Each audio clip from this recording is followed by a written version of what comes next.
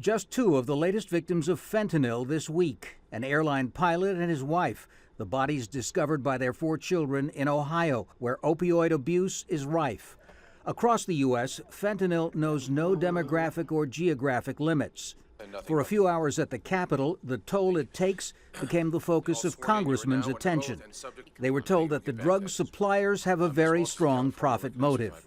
If you project that kilogram of fentanyl all the way through the supply chain to the distribution level, that $3,500 kilogram will potentially yield millions of dollars in revenue. Unlike heroin, fentanyl is a legal painkiller, and its illicit distribution can be harder to curb, despite policing efforts by China, a primary source, and Mexico, a distribution hub. In China, criminal chemists work around their government's control efforts by modifying chemical structures to create substances referred to as analogs, not recognized as illicit in China, but having the same deadly effects.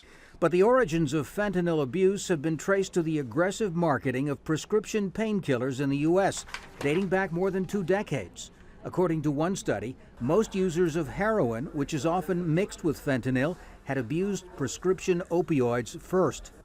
Despite tighter controls, overprescription is still a problem in areas where fentanyl abuse is concentrated. You're seeing these targeted areas where the amount of prescriptions is way, way out of control. You can see on that map, it's way out of control. 18 states have now adopted or have implemented aspects of the guideline to help with safer prescribing in their states, and we are starting to see significant improvements. Despite their differences, Democrats and Republicans agree that combating drug deaths is as much a public health issue as it is one of combating crime.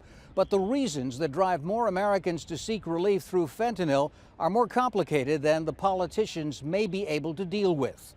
Tom Ackerman, Al Jazeera, Washington.